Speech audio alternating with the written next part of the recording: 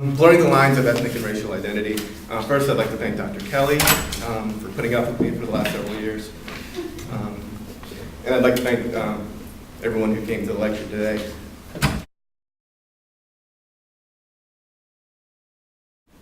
So first, a little bit about me.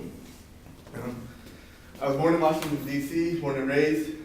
My mother is from Managua, Nicaragua. My father is from Tehran, Iran. Both migrated to the U.S. in the early 1960s.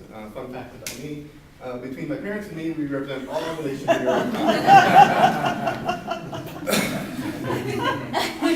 So this kind of position, my personal background really affects what I bring to this topic on hyphenated. So, can I go forward? Okay, there we go. So my thesis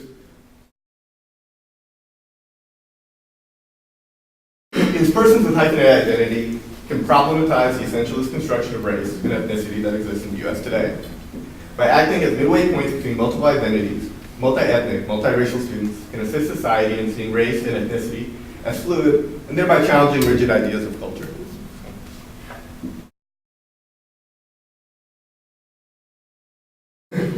So my participants, first and foremost, these are my friends. So, and these photos here of us throwing cake at each other. That's me on there.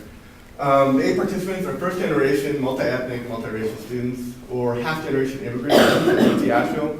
What I mean by half generation is children who migrated here at a young age, who weren't born here, but migrated here maybe 5 years old, 2 years old, 10 years old, something like that. So.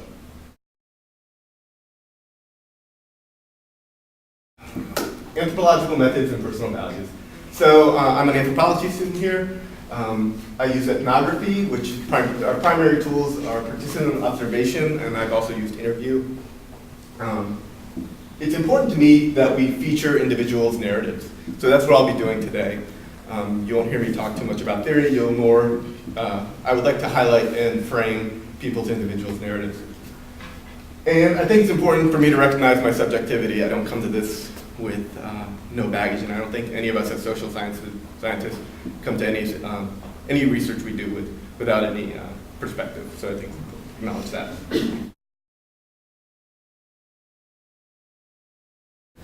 The reality of race.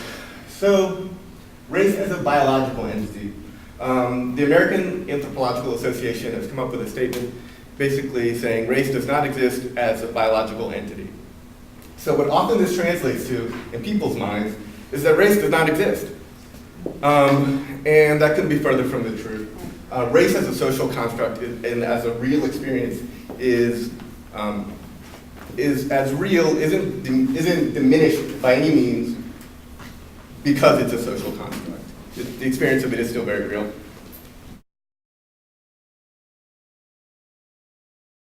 So with that, I would like to introduce Grace. She's one of my first participants.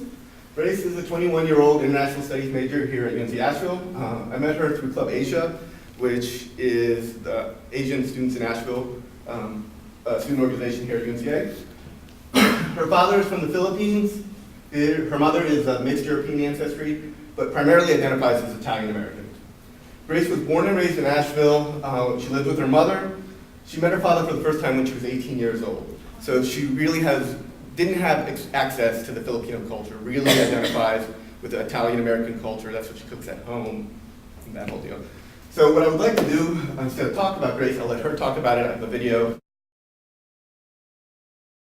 Really moment that I noticed, racism, noticed that I was different and all that stuff was actually around 9/11 in the Ingalls in Oteen, and we were just, me and my mom were shopping, and my mom is, Italian, Irish, German, Hungarian, all that stuff, predominantly Caucasian looking, and then there's me, little brown-haired, brown-eyed.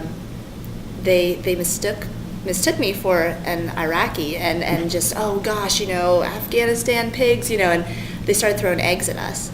And it was awful because I remember we were in the dairy section. Mom was like, I don't know which, milk to get. Should I get this kind or this kind, Grace? What do you think? And I'm like, next thing I know, there's an egg flying at my head, and it was the scariest experience ever because, I'd never really been singled out of the worst part about it was is just the names that they call, like, sand nigger, get out of our country. And it was just awful because I was really made me painfully aware of my skin. And so it sounds silly, but like, I'd be in the shower and just be scrubbing my skin because I'm like, okay, it's like dirty, it's too tan, it's too, why can't I be lighter? And I wouldn't go out in the sun. And it made me really aware of, obviously the ignorance of men, but also just how different I was in the area of Swannanoa, Black Mountain, Oteen, and how predominantly white that. Fitting into that mold was kind of, I came there a lot, and then eventually they were like, hey, do you want a job? Do you want a job? Anytime I would walk in, it's just kind of like, oh, hello. I'd kind of thicken my accent a little bit. It's humoring the people, but it's also bringing in business. It's what they want, but I'd slip up all the time. Hey, guys, you want like a booster seat or whatever? And they'd just be like, what? This is so insulting, And a lot of the time it's really, they're kind of, Yoshida Japanese Steakhouse is very much selling the image. Sell, and they, especially in this area, are not happy if you're a server and you come up with blonde hair. Hey guys, there's one girl, Tiffany, that was so much better, a much better server, knew the menu inside and out. She'd go up to the table and they'd be like, can we have her? They'd point me out. I'm like, no, I'm still training, but they'd want me because so they could have the full experience. And I'm like, oh, hello, my name's Grace. Drinks, you want drinks? It was demeaning, yes, but it was more, if you don't laugh, you're going to cry. It's just kind of one of those, oh, this is ridiculous, but whatever. So, that happens all the time. If you don't laugh, you're going to cry. Yeah.